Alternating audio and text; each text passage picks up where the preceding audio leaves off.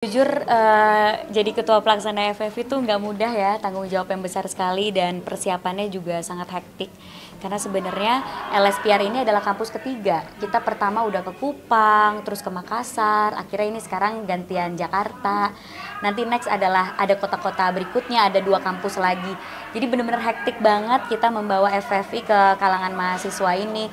Terus dan aku jadi panitia ya, maksudnya bukannya jadi pengisi acara gitu, jadi ketua pelaksana, panitia yang ngatur panggungnya gimana, sofanya gimana, hal-hal sampai hal-hal terkecil gitu. Jadi lumayan hektik sih, yang biasanya jadi bintang tamu, tapi ini jadi di belakang layar juga gitu. Jadi pengalaman pertama atau sebelumnya udah pernah sih? Kalau bikin event udah sering ya, karena aku punya production house kan, mereka juga suka bikin event production houseku. Tapi kan ini adalah tahun pertama aku menjadi ketua pelaksana, jadi ya pasti beda banget karena ini kan adalah event negara ya, dan benar-benar ajang penghargaan tertinggi perfilman Indonesia. Aku pun sendiri jujur kalau ngeliat gitu ya, masih nggak nyangka aku tuh ketua pelaksana gitu karena paling muda juga gitu di komite, tapi bersyukur banget sama kesempatan yang dikasih. Semoga FFI ketika aku menjadi ketua pelaksana bisa makin baik lagi gitu. Tapi mungkin ada sharing sama yang senior-senior nggak sih ketika kamu menjadi ketua pelaksana harus gimana gitu? Oh pasti banget lah, aku lumayan agak panik pas ditawarin jadi ketua pelaksana. Aku langsung nelfon Kak Reza Rahadian karena kan sebelumnya ketua komitenya dia. So aku telepon gimana nih aku diajakin jadi ketua pelaksana, gimana cara mengaturnya, karena kan ini dunia yang baru buat aku ya, walaupun masih di industri film tapi kan ini acara besar gitu, Festival Film Indonesia. Dan setelah mendengar nasihat dari beberapa senior, baru aku memberanikan diri untuk mengiyakan tawarannya gitu. Ini jadi kayak salah satu wishlist kamu nggak sih? Bahkan nggak ada di wishlist karena aku bahkan nggak bermimpi sampai sejauh ini gitu loh. Aku nggak kebayang masuk ke dalam komite FFI gitu. Waktu itu kan mimpinya semoga suatu saat nanti bisa mendapatkan penghargaan FFI, dan tahun lalu aku alhamdulillah udah mendapatkan itu gitu, tapi nggak nyangka habis itu langsung ditawarin jadi ketua, jadi komite gitu, masuk ke dalam komite FFI. Jadi lumayan kaget dan semangat setiap harinya untuk ngatur FFI gitu. Ini jadi kayak berarti sudah melampaui apa yang kamu doakan gitu ya? Yang Iya, ini udah melampaui apa yang aku doakan dan seneng banget karena bisa punya kesempatan ini. Gitu. Tapi apalagi sih gitu loh, ini kan udah semua pencapaian sudah sampai di FFI ini sudah dilampaui semua. Apa lagi sih yang belum? Sebenarnya kalau ditanya apa lagi yang belum, aku sih sekarang beneran fokusnya itu ngejalanin yang ada. Karena aku menjabat di FFI aja sampai 2026. Jadi kayak masih lama nih gitu, tanggung jawabnya masih banyak banget.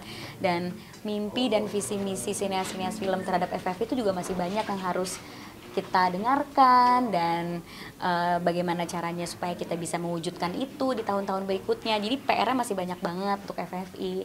Terus kan ada pekerjaan-pekerjaan lain, aku juga jadi produser di production house aku sendiri dan masih main film juga. Jadi bener-bener lagi menjalankan yang ada di depan mata dulu sih, karena beneran lumayan hektik banget hidup aku saat ini gitu. Artinya kerja di belakang layar masih tetap berjalan terus dan dilakuin terus ya Kak? Dilakuin terus ya, jadi sekarang aku punya banyak kantor dan harus ngantor terus gitu. Ada kantor PH, kantor FFI, aku juga kan expert panel atau tenaga ahli di Yayasan BUMN, itu juga aku supervisi beberapa proyek mereka, kerja juga di konservasi. Jadi ya lumayan banyak dan hektik kegiatan belakang layarnya. Makanya di depan layarnya tuh sebenarnya aku batasi kayak setahun tuh 1-2 film aja. Karena kalau syuting film kan harus fokus ya. Takutnya kerjaan kantornya terbengkalai gitu. Jadi kan padat banget ya jadwalnya. Mungkin untuk ngebagi waktu yang sendiri sendiri seperti apa sih? Jujur dijalanin aja sih, karena ya jadinya aku bener-bener detail banget sama schedule aku gitu ya. Kayak setiap jamnya itu udah dibagi, kayak misalnya dari pagi sampai jam segini itu ngantor dulu di FFI, habis itu bagi waktu untuk ngantor di Cinemaku Pictures gitu, habis itu ntar besoknya meeting sama Yayasan BUMN, ntar besokannya lagi sama konservasi gitu. Jadi emang dibagi aja waktunya. Cuma ya tetap harus balance ya sama kehidupan personal, jadi pasti harus juga ada waktu kosong gitu. Biasanya untuk mengisi waktu kosongnya tuh di atau gimana sih dan ngapain biasanya? Aku tuh nggak ada weekend weekdays, nggak ada bedanya buat aku. Weekend weekdays tetap hektik. Jadi ya kapanpun manajer aku bisa ngasih waktu kosong, mau weekend weekdays aku nggak apa-apa sih gitu. Biasanya request ke manajer tuh pengen apa sih gitu dalam sebulan, pengen weekend atau Aku harus ada diving, aku harus ada ke laut. Aku kalau nggak ke laut aku bisa stres. Jadi kayak harus ada momen dimana aku scuba diving kayak atau free diving atau mancing deh. Yang penting aku bisa ngelakuin hobi aku itu aja, karena kesenangan aku saat ini beneran cuma hobi aku doang, nggak ada lagi, semuanya kerja doang gitu. Artinya selalu ke luar kota? Enggak juga, kalau mancing bisa di Pulau Seribu, Oke. cuma 40 menit naik kapal, atau di Tanjung Pasir naik kapal juga ya sebentar aja. Terus ya paling kalau ada waktu kayak 3 hari atau 4 hari kosong baru kita kayak ke Bali yang deket-deket. Kemarin sih agak jauh ke Alor ya di Nusa Tenggara Timur. Terus nanti ke depannya mungkin ada rencana-rencana lain. Mau keluar dulu sayang, sini. Kasihan loh kejebak di dalam lift. kalau hobi baru ada lagi nggak sih Kak? Sekarang Belum ada ya, karena hobi yang ada aja udah nggak tahu bagi waktunya gimana. Jadi kayak udah pokoknya cukup kesenangan aku di laut aja, harus ada 2 hari aja gitu, 2 hari 3 hari gitu pergi untuk sekedar healing sedikit gitu ya. Tapi itu juga tetap work from anywhere sih. Jadi walaupun aku mancing, diving atau free dive, tetap aja selalu standby handphone. Jadi nyarinya juga lokasinya yang ada sinyal gitu. Seberapa melegakannya kamu ketika udah free diving, mancing? Lega banget. Sebenarnya bukan lega sih, tapi moodnya jadi kebangun lagi gitu. Yang tadinya udah burn out ngerjain ini itu, tapi pas ada waktu untuk kesenangan diri sendiri tuh moodnya jadi bangkit lagi. Jadinya besokannya jadi lebih semangat gitu. ini kan padat juga ya jadwalnya, mungkin untuk kesehatannya sendiri dan pola makan gitu ini seperti apa sih, apalagi diet kan? Aku tuh sebenarnya nggak diet untuk ngurangin makan ya, karena ya udah mencapai berat badan yang bahkan kata orang-orang terlalu kecil atau apa. Jadi sebenarnya cuma makan sehat aja. Terus tidur sih yang paling penting gitu, karena itu yang paling penting ternyata di hidup aku ya. Kalau aku tidurnya di atas jam 12 atau pagi terus itu pasti sakit tuh. Jadi emang jam 11 malam udah usahain di kasur merem tidur dan ngasih pengertian ke teman-teman kerja untuk tidak ngecat aku di waktu jam-jam tidur gitu. Tapi selalu bawa makanan sendiri ya, kayak kemarin bakmi goreng. Iya, aku selalu bawa bekal sendiri, hari ini juga bawa bekal sendiri. Jadi emang biasain pagi-pagi bangun masak buat bekal sampai malam gitu. Kak, dengan padatnya kamu, dengan kesibukan kamu, support systemnya siapa aja? Support sistemnya orang tua pasti ya, selalu mendukung kegiatan aku. Sama sahabat-sahabat aku sih, kayak sahabat-sahabat aku tuh sosit-sosit semua ya. Jadi kayak suka nanyain kabar, terus kayak ngirimin makanan atau ngirimin bunga gitu kalau tahu aku lagi capek banget gitu sih.